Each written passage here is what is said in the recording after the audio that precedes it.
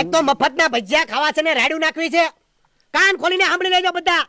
તમને ભજીયા એટલા માટે ખાવા બોલાવ્યા છે કે એક્સપેરિમેન્ટ કરીને મારા ભવિષ્યમાં અમેરિકા, લંડન, કેનેડાની અંદર મોટી ભજીયાની ફેક્ટરી ખોલવી છે. લાલા, હા, આ લોકોને જરા કહી દે આપણે ક્યાં ગયા હતા સુરતમાં. ક્યાં ગયા તા આપણે? અરે સુરતમાં ક્યાં ગયા હતા? બકાલું લેવા. અરે બકાલું નહીં તો સુરતના મોટા હીરાના વેપારીઓને મેં હું ખવડાવ્યું ઈ કહી દે. સુરતના બધા મોટા હીરાના વેપારી છે ને, એ બધા ભાઈને બોલાતા સ્પેશિયલ ભજીયા બનાવવા માટે. બોલો લ્યો. લાલા, એમાં પાછું હું એક્સપ્લેન કરી દઉં. કેળા મેથીના ભજીયા, ટમેટાના ભજીયા, મેથીના ભજીયા, અરે ભાતના ભજીયા ને એમાં જે પટ્ટી ભજીયા આટલું તો રમખાણ થઈ ગયું સુરતની અંદર. મોટા મોટા હીરાના વેપારી એકબીજાની સામે અને પટ્ટી ભજીયા ખાવા આટલું બધા એકબીજાને નખોડિયા મારી દીધા. અત્યારે તમે સુરતમાં જો ને બધા પેપરની અંદર હેડલાઈન આવી ગયું છે કે મોટા મોટા હીરાના વેપારી એકબીજાને નખોડિયા મારી દીધા ખાલી માત્ર ને માત્ર પટ્ટી ભજીયા ખાવા આટલું.